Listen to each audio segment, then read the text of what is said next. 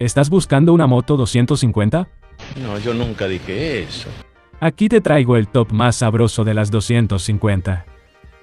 La Apache 200 es chiquita pero picosa, perfecta para zigzaguear entre taxis y arrepentimientos. La KTM Duke 250. Uf, esa no se maneja. Se doma. Nadie me va a dominar. Y cuidado que pica.